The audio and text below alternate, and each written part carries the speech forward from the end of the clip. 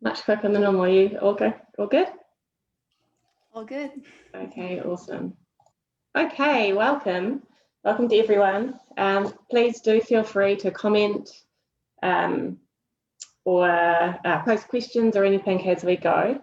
I'm just going to read out your bio, Day. So Day's been on the channel before, and she brings such an amazing insight with your background and knowledge. And you combine, what I really love is the combination of the science and the intuition and that as well, the spiritual side.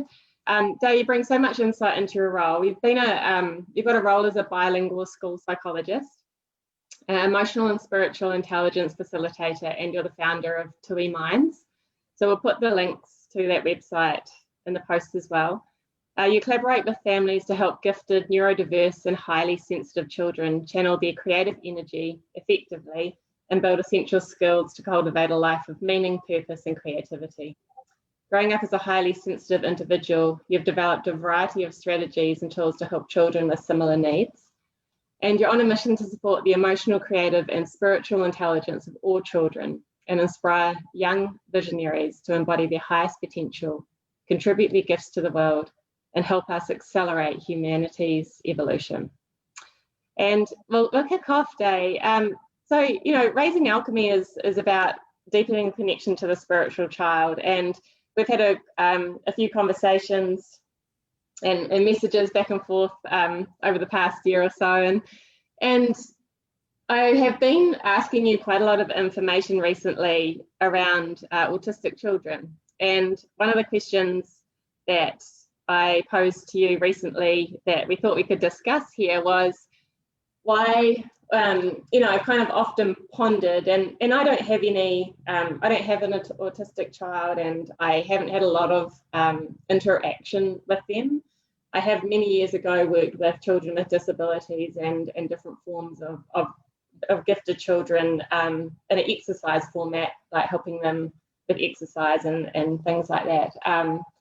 So this is really just more from observation of, what I've heard and seen myself. And it just feels to me very much so that these children are coming in, specifically, I guess, there's that way with children with autism, and it feels to me like they are more awake, they're operating for a higher dimensional understanding. And with the work that you do, I was really just interested in your thoughts on that, because you do work with children on different spectrums, and with the work you do from both bringing the psychological side and the science and the spiritual, emotional understanding as well. It'd be great if you could talk about that a little bit. Yeah. Can you hear me well? You're a little bit faint, but you're okay. Okay. Yeah. So yeah, that's such a wonderful question, and I love that you asked about, whether they are operating at a different dimensional frequency. And that's really the way I feel after, working with them for so many years. And initially, I didn't really know that this was, I guess this is my theory, but I didn't know that this is what seems to be happening. I feel that these children have they are so highly attuned to everything around them and their environments, as well as energetically they are very attuned. And so it seems like they pick up on a lot of things that other people are not able to pick up on. So they absorbed a lot of emotional energy from others. They are very empathic, even though they have deficits or challenges in social interactions and communication.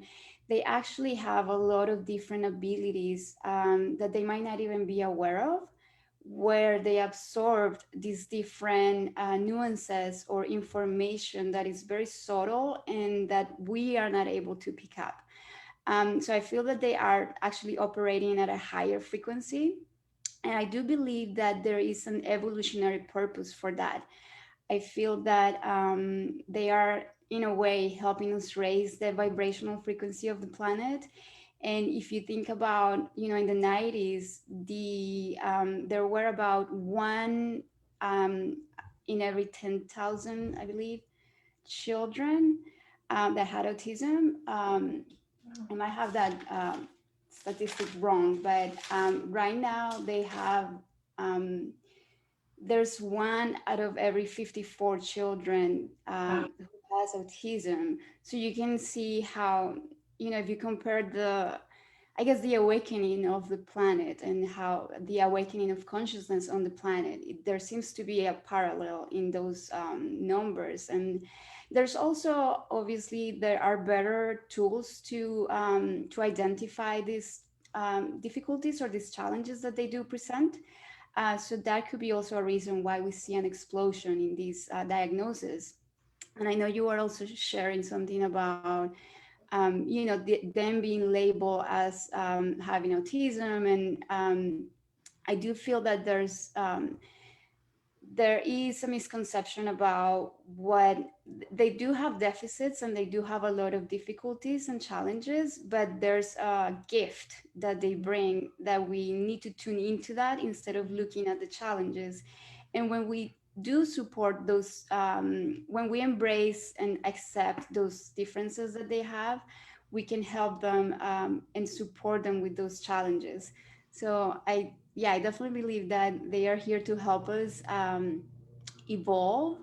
And like you said, they seem to have a lot of intuition, and they are highly sensitive and highly intuitive. And so I feel that when we help them develop that intuition and embrace that, they really integrate in the person that they are meant to be, and they really can bring so many gifts. And one example of that I was sharing with you is Greta Thunberg.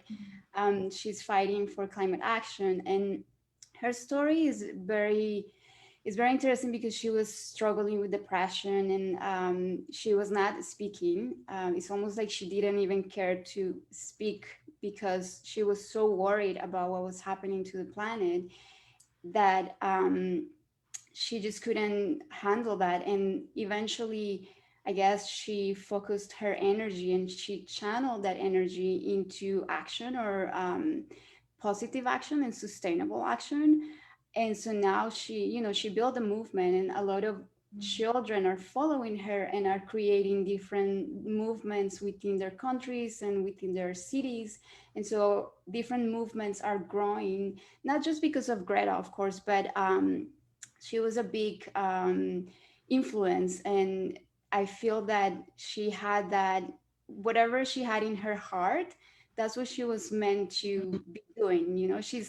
I don't know if she's happy right now. I don't think she is, but at least she's able to cope with her depression and other challenges that were very impairing her functioning. And so I do feel that when these children integrate, they are able to bring those gifts out into the world, and they can really help us accelerate humanity's evolution. So yeah, well, that's amazing. That it's just I think there's a lot there in regards to, I love what you're saying around how we can focus on their positive gifts. And often, I had a couple of conversations with people, and often we're a little bit we see ourselves as the normal and them as different, but actually we can learn a lot from them, and we need to break down those barriers of, as you say, of the labels, and realizing that actually maybe they are the new way and we aren't the ones that have the insight. You know what I mean? And I think it requires a shift of the way that people perceive the situation. And I'm not taking away that it can be challenging for parents and people caring for these children, but I think a lot of it comes to actually needing to change our perspective and understanding and expectation of these children. And that brings me actually to a really interesting, well, I guess just from my perspective, I struggle a little bit with the right words. So I often use gifted children, and I try not to use, disability, or because it's not really right. It's not. It's just that we label it as one, or we see it as one because it's different from the higher percentage of the way we're currently used to perceiving what's normal and how we operate. How do you explain these children without labeling them, or like how would you talk about your work and explain to parents or talk with other people when you're talking about children that are highly gifted? Because for me, I think it's the learning in how we change our vocabulary to accept these children. Yeah, thank you for bringing that up. So specifically when I talk about, for example, children with autism, I like to refer to a constellation of behaviors and characteristics that individuals present and experience. And honestly, we're all in some type of spectrum. We're like I said, we all process information differently. Our sensory systems process information differently. Even energetically, we take that information differently, and so we're somewhere between that spectrum. And these children who are in the autism spectrum, they have different behaviors that I feel that because they do have so much such high frequency within their bodies, oftentimes their sensory systems and their nervous systems have difficulty regulating to their environments. And socially as well, they have difficulties with social information, or with, let's say, with facial expressions. So there have been studies where they compare where the brain of an autistic person focuses when there's like a social interaction in a video, and they focused on different places of the face, whether we focus on like the eyes and we focus on other areas that tell us more about what the person is feeling. So these children, it seems like they pick up on the details of the face, right? And so it could be that the face is so overwhelming for them to process.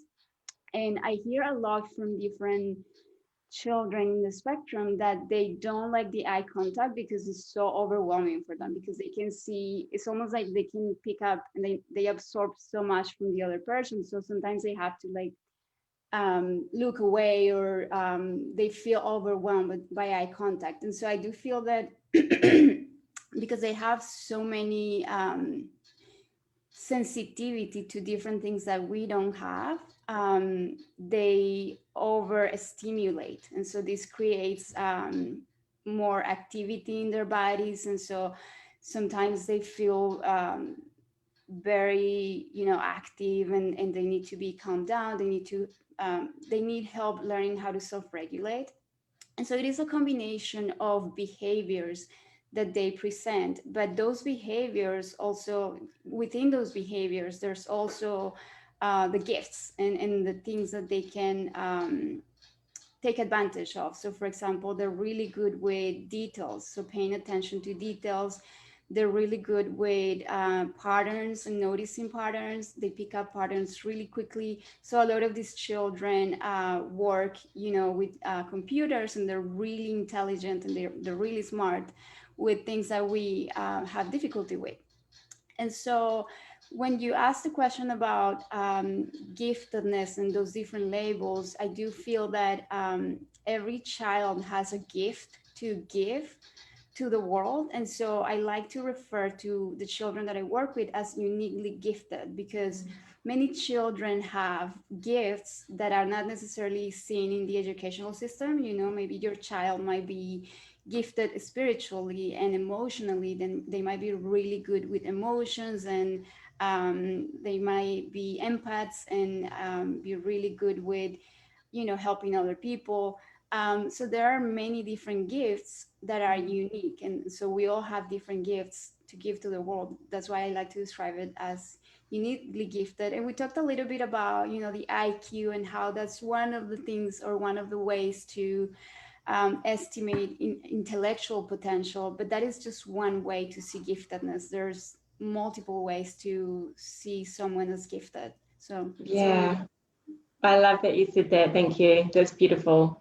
That's been really helpful, because I really want to change the wording, because I know how I feel, and I know that I feel you know, I see everyone exactly as you do with the gifts, and we're all here to contribute to the world.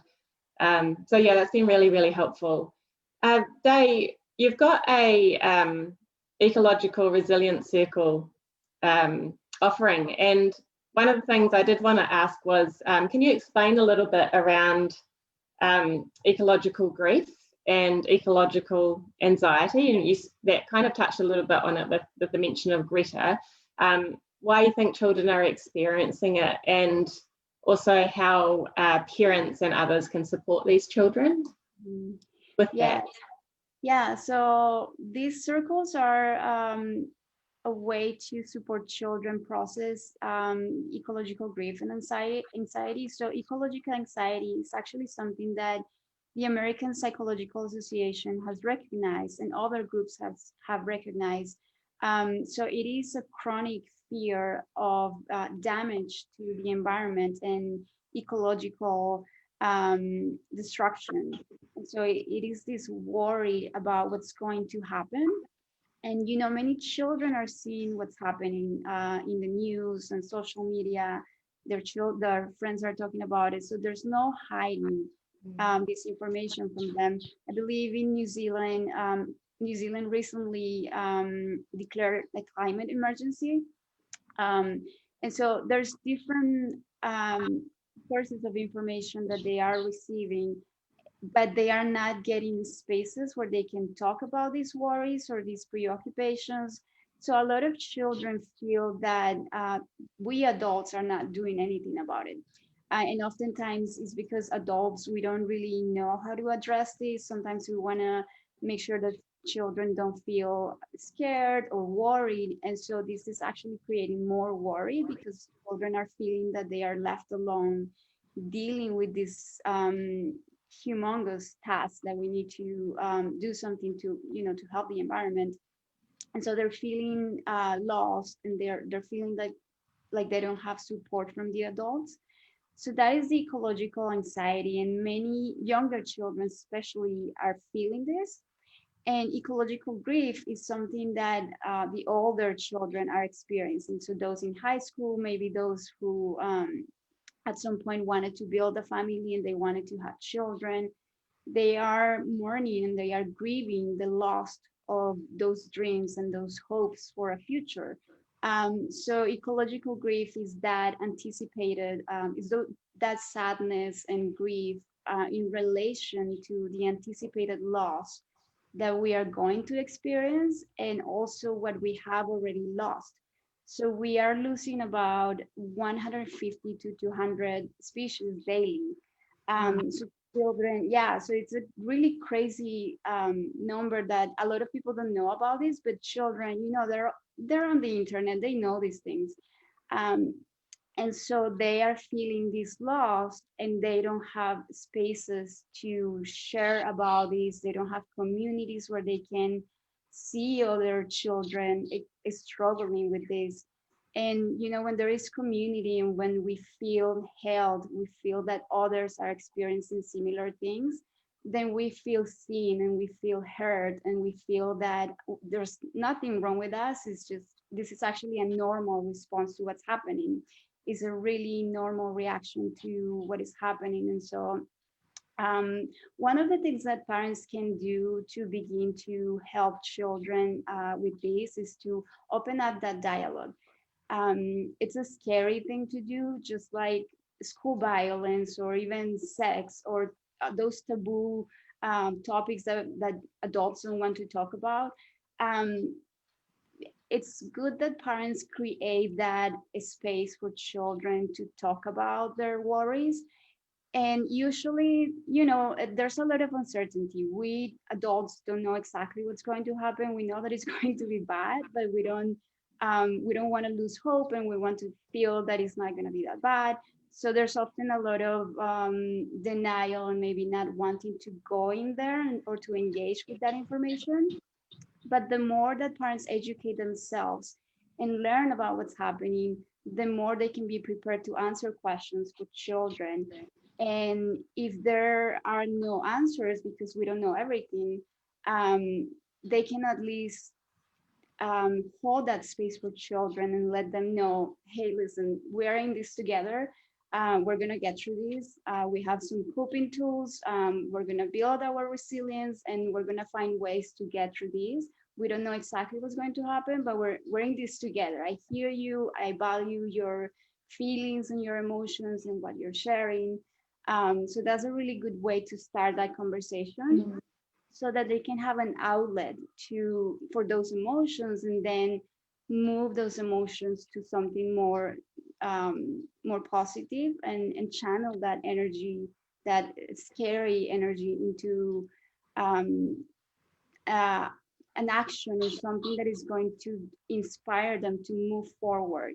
So, it could be something, it could be as simple as planting a tree, right? Mm-hmm. Or it could be something as planting many trees. And so it really depends on what it is in your child's heart to do, because we all have a role within this crisis. And so whatever it is in their heart to do, whatever their heart is calling them to do, that's what's going to help them take inspired action step by step, because it can be very overwhelming. It can be very, we can feel very worried, and it's like it's too much. We don't even want to deal with it. But if we take small actions that come from that inspiration, and they are sustainable, and they are grounded in love versus fear, we can move forward. Because if we're scared, that energy of fear is not sustainable. But if we're thinking about giving back to the planet, and because we love our planet and we want to bring harmony again to our planet, then that's a good way to start moving forward in a sustainable way. Yeah, that's amazing. I love that. Just something that came to mind when you were talking is Mika, who's been on the channel before, the 15-year-old, is amazing. I read one of her posts a couple of weeks ago, and one of her tools that she shared was she has an emotional journey that she shares with her journal, that she shares with her mother. So when she finds it hard to verbalize how she's feeling, or verbalizing the emotion, or verbalizing the worry, and I'm generalizing what she said in her post here, it's definitely not word for word my words.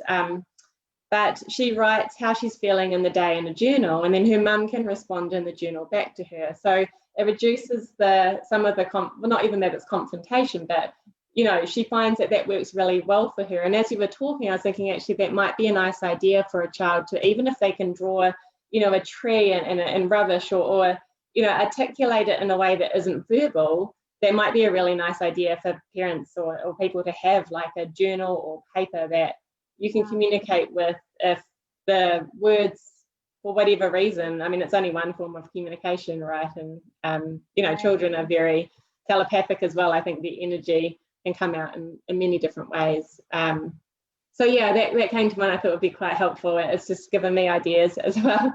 And it is interesting because with my daughter, even from the moment she could walk, managed to walk herself downstairs and things, she would stop at every single piece of rubbish on the road, and she would get, why is it there? And we need to pick it up. And, and it was just a really eye-opener for me, because it really made me step back and go, actually, sometimes we get so oblivious to the amount of rubbish and everything around us. I mean, it's not, New Zealand's beautiful, but I think where this whole green, clean image is sometimes this big marketing, we're not as clean and green as what our marketing promotes us as. And we're beautiful. It's a beautiful country, but, and so even now, I have to pack, a bags or something that we can take with us. So even if we're just scootering around the block, we're stopping and picking up rubbish that she still is worried about. And it's interesting because that's not a hard thing to do, but sometimes it's us that has that barrier to do it. We don't want to pick up rubbish, or we don't want to, for whatever reason, we feel uncomfortable about it, which is silly, but it's an interesting perspective that we need to take our children's lead on some of this, rather than kind of be one of the barriers in the way as well, right? Yeah. I love what you shared about writing, and there's actually one of the things that parents can do is there's a website to write letters to the earth. So Hmm. children can write letters to the earth and express how they're feeling about what's Oh, happening. I So love that. there's so many ideas. I can definitely share some with you. And I'm Yeah. actually talking about this in January. If parents are interested in learning more about how to help children, how to have that conversation about ecological anxiety and grief. I'll put that in the link, so I'll let you guys know. But that's something that I'm really passionate about because it helps me channel my own anxiety, my own energy into, Yeah. create more impact and more solutions. So Yeah, I love that. And after our discussions, I will talk a little bit about Earth Change, which is the initiative, one of MTVO's initiatives, because it links in very much with what you was a lot of points that you're saying. But before we go there, the Ecological Resilience Circles, you've got, hold on, so it's I did write this down, the transforming ecological grief and anxiety into sustainable, inspired action. And it's an offering that you've got coming up. Is it next year, January? Remind me. So it's starting the last week of January, and we have a couple of families already. So they're actually really small groups, so that they can have individual attention, and every child will get a call with me, so that they can. The idea is that at the end of the journey, they have one action or one expression that they want to implement. So this could be, like I said, something as easy as planting a tree, or they can even become more involved with writing to their local representative. So they will have like a blueprint of something that they want to do. So that gives them a way to put that energy into action in a sustainable way. And it could be, different, something super small or something larger. So yeah, there are different things that they can do. And the idea of the circles is to hold space for them and to facilitate that transformation of the grief into something sustainable. So turning that shadow and the heavy emotions and the despair into inspired actions and something that is going to help them move forward. So it's about alchemizing those emotions and giving them space to have those emotions in a safe place, because I'm using my background in mental health and my experience working with children, and also my own experiences dealing with the grief of what's happening and other kinds of grief. And so just putting all those things together, I'm just really excited about these circles and everything that I'm putting in it. I'm putting so much love into them, so I'm really excited. Yeah, and can you tell us a little bit about how they work? So they're just for the children, not for the parents, is that right? And the age group and how they start? Yeah, so thank you for that. This is for the children. So it will be a Zoom call every week with children, and it will be weekly, and then we get a week off, so that they can have some time to incubate those ideas, and then we come back the following week for an integration call to give them some space to really integrate, and to follow up and ask any questions that they might have. But they have access to me all the time through an Slack channel, and also office hours. So I will have office hours for them. And parents can also contact me throughout the journey. So it is for children, but the whole family is going to be helped in that way. And the first group, I have a group that is for 9-year-olds through 13, so 9 to 13. And depending on how that one goes, I might have one for older children, for teenagers, but we'll see. I really like working with this population, with the younger ones, so we'll see what happens. Yeah. Yeah, that's great. And would it work if someone couldn't make the Zoom calls with the recordings, or is it something that they need to be contributing to within the live? Yeah, so because this information is so sensitive, and children are sharing personal feelings about what's happening. there won't be recordings, so they that makes do have sense. to commit to being in the calls. But if they do miss one call, they can receive the material that I will share, because I'm also sharing material about flow states and optimal psychology and neuroscience. So they're getting a lot of information as well, but also time to express themselves. So they will receive the information and the material, but not the part where we talk about the emotions and the more confidential or sensitive parts of that. Yeah. Yeah, that makes a lot of sense. Yeah, okay. And I did notice on your website that you have various price offerings for this depending on people's income, and you mentioned quite clearly there that no one will be excluded, and they can talk to you about maybe if they're in some financial difficulty but they'd like their children to come along. And this is open to any child who would like to join within their age group? Yes, yeah. Any child or any family who's struggling with that, or even just any child who has that connection with nature. And many children are experiencing these things, but they're not talking about it. And so many children are struggling with these in silence. So it is open to anyone, and I do offer scholarships, so no one is going to be turned away for lack of funds. I'll be happy to have a conversation, and no questions asked. But if they let me know, I'll be happy to offer a scholarship. So yeah, I want to make sure that this is accessible to everyone and anyone. Awesome. That's awesome.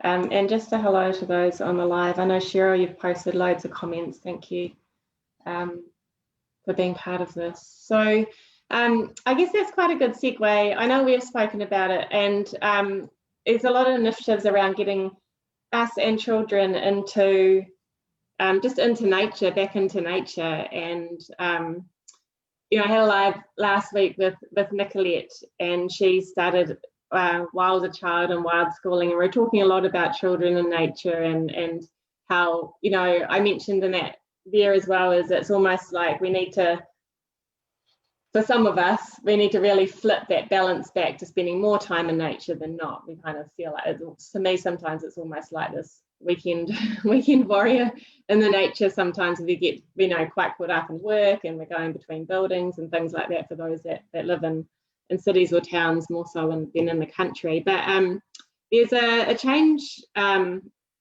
crystallized roots movement, which is run by NTVO, so Masters of the Void organization, and it's a movement that plants trees with a higher biophoton count, and it's using 8th dimensional technology, which are called source seeds, and some other awesome technology as well. There's a piece of technology called a GoPro, which has a similar technology in it that is used to water the plants with the water, and the water, from my understanding, flows through something similar to the source seeds. And the technology what the source seeds do is they create biophotons, and I have a minimal understanding of the technical side of this, but they use this subspace programming, and they teach trees a new way to connect with the world and the atmosphere. So the movement is to plant 1 million trees worldwide, and so there can be more living light and more living light particles in the world, and it also can change the weather patterns, like the more that we plant the trees, and less extreme events. So from my understanding of that, there is a website which is earthchange.org, and if you want to know more about source seeds, you can find more information on voidspacetech.org, I think is the website, and which is where you can also buy source seeds, but it has information about the technology that they are. And what the movement is we have leaders, I guess you could say, that have set up Facebook groups all over the world. There's groups being resurrected, I guess you could say, or starting often. There's new groups on Facebook. There's the Crystallized Roots Movement Facebook group, and on the main group, and from there you can find the places in the world that have people that are organizing or helping people to plant trees. And it's a matter of putting a source seed under a tree when you plant it. And you can plant a tree in your backyard. You might have land that people can plant on. You can contribute with donations to the cause. So Jason, the CEO, he's not taking any funds from this initiative for the first 3 years. So every single cent that you donate goes into the initiative. And earthchange.org has other initiatives that they do on there as well. And yeah, it's just around the world, people will be organising plantings and supporting people that want to do that. And I just thought it's such a great idea for the children to get involved in that kind of thing, and making a difference, and just supporting them with part of that process would be amazing as well. And the other side of it is on the website. So every tree that gets planted, there's a photo taken of them, and then for those that just want to, they can just send prayers and love to the trees, which is a little bit similar to something you had mentioned prior around just being able to connect with them and writing letters to the earth and things like that. So it's a similar concept where you could just look at the trees and you can send energy and love and prayers to them as well, as a way of contributing if you haven't got another means to do so. So I think that's kind of ties in a little bit with some of what you were saying, and I really wanted to mention that. So I'll put the links in the post in regards to that as well. Day, is there anything else you'd like to touch on before we wrap up? No, I guess the one thing is if parents want to support children who are struggling with this or who might be feeling this and maybe not talking about it, is to just open a dialogue and help them know that even though we don't know exactly what's going to happen, this is a really important turning point in this time, and this is a really powerful time that we're living in. And so it's not about giving them hope, but giving them showing them a vision of what's possible. So they hear a lot about what can go wrong and the things that will happen if we don't take action. But if we can paint a picture of healed nature and Mother Earth that is being regenerated, and that we're restoring that ecological harmony, then children can start to move forward in a more inspired way, instead of moving forward, moving from a place of fear, because that can also be very overwhelming. I know many children who are moving from a place of, or were moving from a place of anxiety, and now they're getting burnt out and not taking care of themselves. And so that's another issue.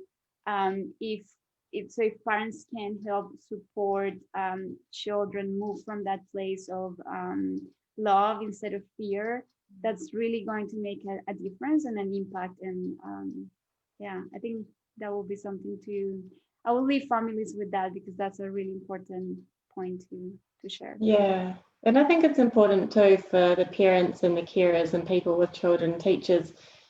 We also need to be an example of that, right? So it's very hard to try and coax children, to kind of just push them out the door and say, well, go play in nature. Like, you kind of have to be there and experiencing it and feel and want that joy of how amazing it is to be in nature, so that children can feel comfortable with that as well, because they look for you for the safety and the reassurance of the situations that they're in. And so I feel that's really important as well. And it's starting to come into summer here. I say starting because we're only blessed with a few sunny days every now and then, but coming from spring into summer. The weather's been crazy, was really wet and windy, but we've been going into the bush wherever possible, like bush walks and having picnic dinners there, and and I just love it. It's so nice to just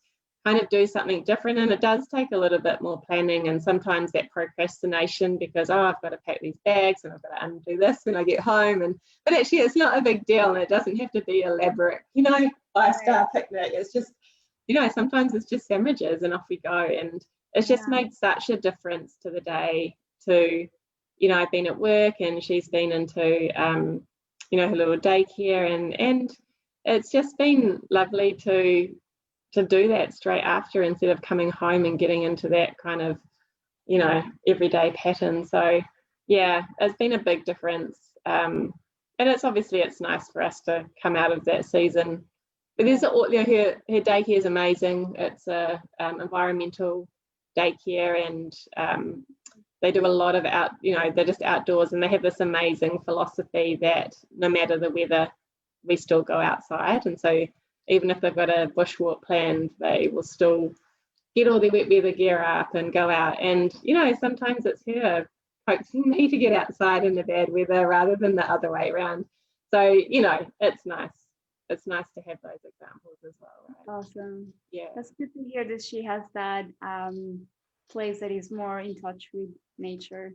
Yeah, I'm so thankful. I'm so thankful. Yeah, it's they're brilliant. And so it's a peace of mind for me, because I do feel a little bit, you know, I prefer that it wasn't that way, to have, you know, to work and for her to go into daycare. But she loves it, and it's so social for her, and they do so much outside, and their whole environment is natural play equipment and natural products, and you very rarely see anything that's plastic or anything in the whole place. It's lovely. Yeah, it's really lovely. Everything's wood, and all the toys and things. It's awesome. Just natural, you know.